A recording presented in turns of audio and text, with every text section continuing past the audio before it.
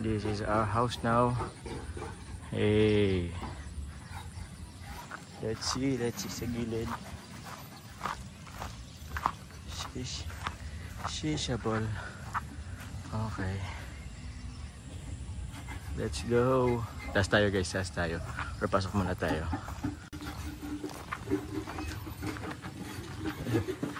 Let's go. Pasok tayo. Hey. Okay, so buo na yung isang, di pa lang siya buo, pero close na yung sa CR guys. Yun, oh yeah. Okay. Ito ang baka ano.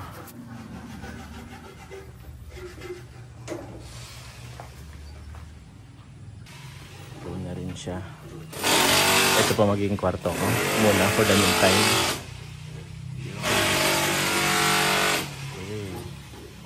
Ito guys, ito pong sala. Ipapano po natin. Extend po muna. Kasi masyado pong maliit dito eh. So, mas maganda kung medyo mas spacious po ang sala. Yun o. Para maganda yung bukaan. Bukaan. Ito na puntaan. Dito guys. Oh shoot. Ito magiging ano lang to, stock room siguro or basta storage. Ito yung mga hindi kailangang kita na mga basura. Oops. Let's go. Okay, let's go.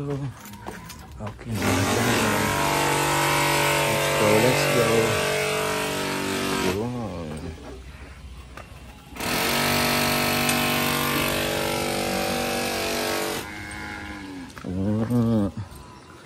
Baka guys. Guys oh, ang dami na agad po nagpapabahay. Dati nung wala pang ano, wala lang yan. Pero ngayon oh, ang dami na nila. Ang dami na namin dito guys. Hey, there you go.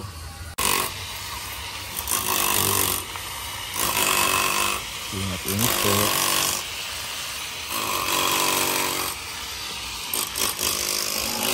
There you go. So yun guys, good afternoon po. Quick tour. Kasi galing pa po tayo sa Manila.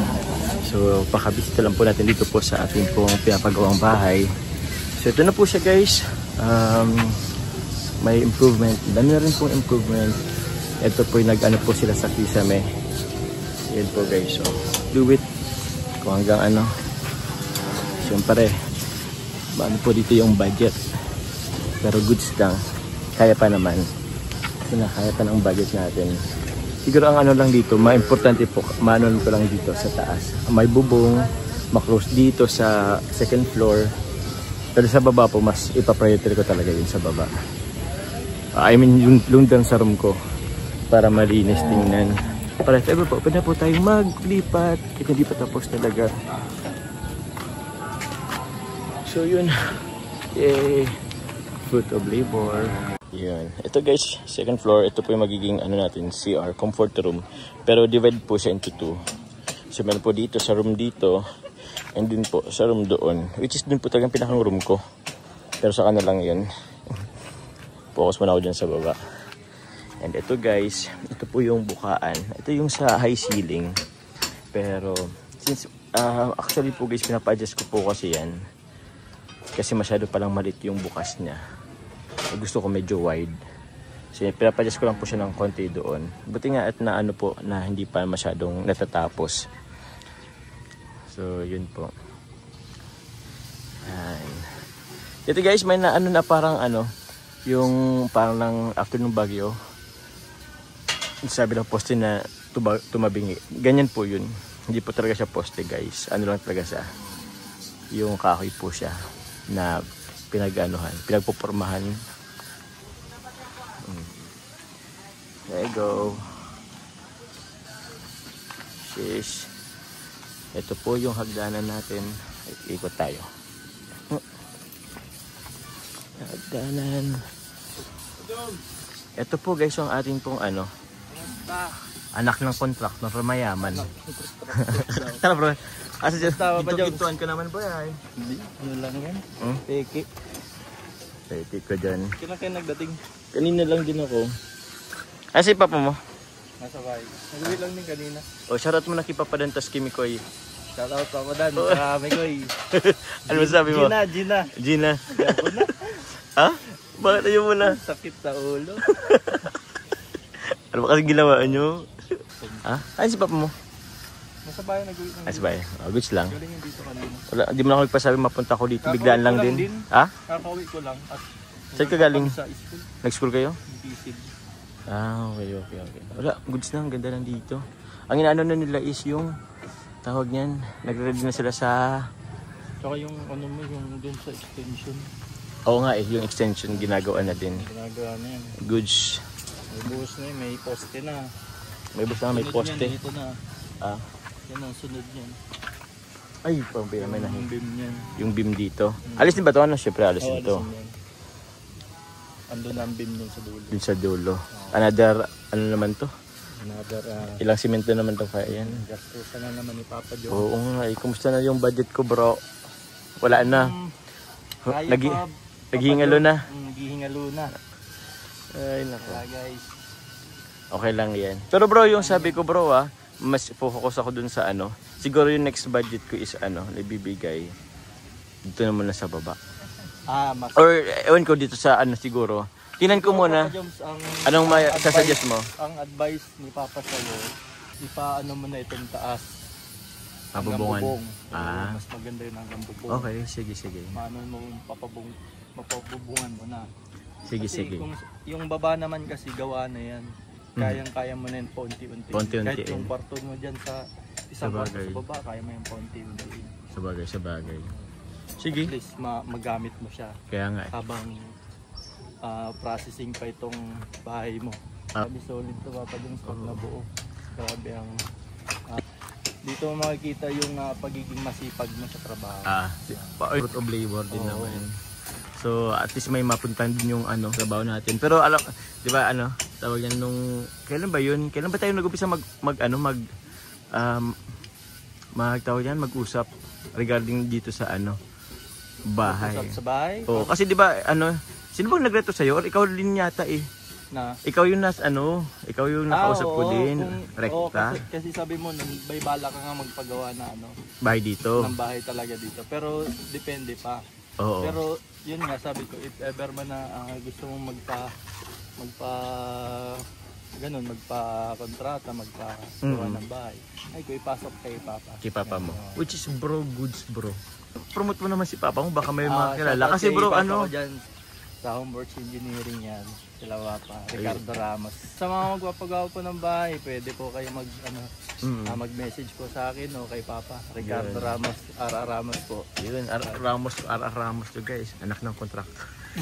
Very good si Papa mo. Yes. Ako nakapag-observe bro, very good. Actually, nakausap ko na siya regarding dun sa ipapatay nating bahay dun sa beneficiary ko. Sa beneficiary mo kay Tatay, Tatay Hoven. Oo. So, bukas ng hapon. Ewan ko kung available siya bukas. Bukas kasi ng umaga meron akong feeding. Oo, yun. Bukas ng hapon? Umaga.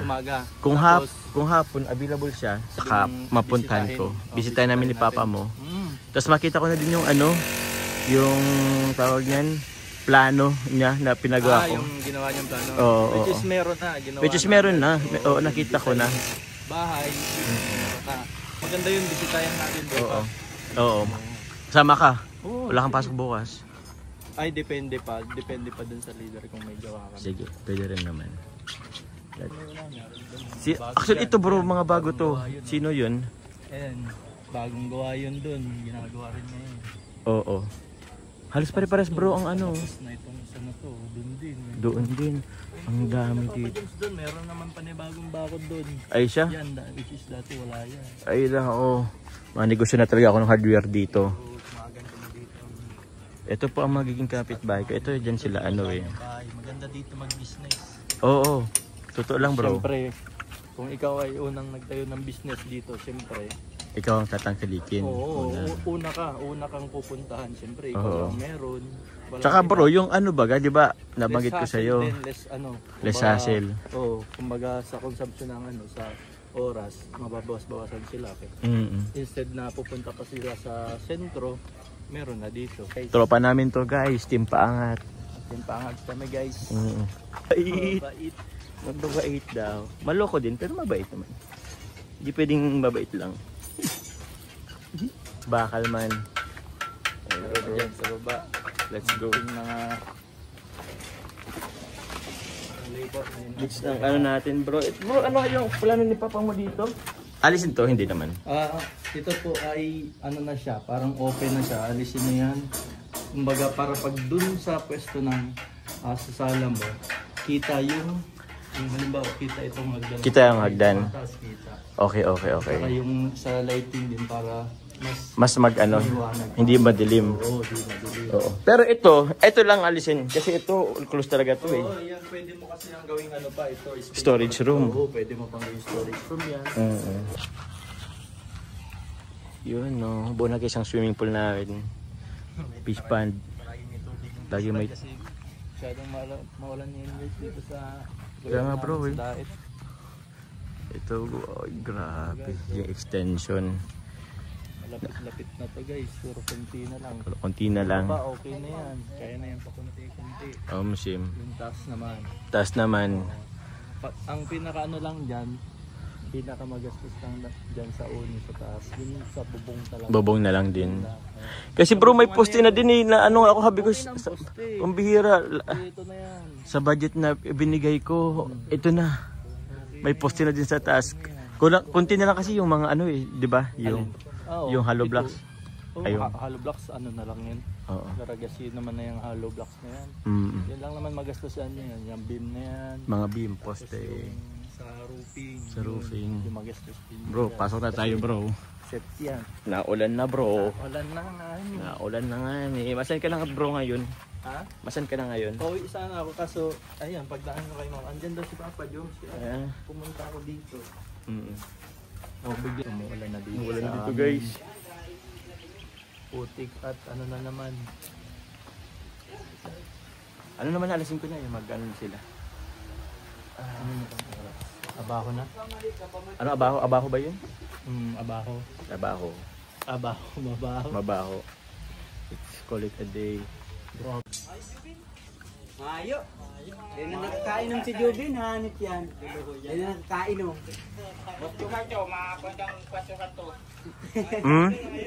Mainom ka mo kuya? Gusto nyo mag-inom? Ay, pambihira. Sige, tagay-tagay ka mo.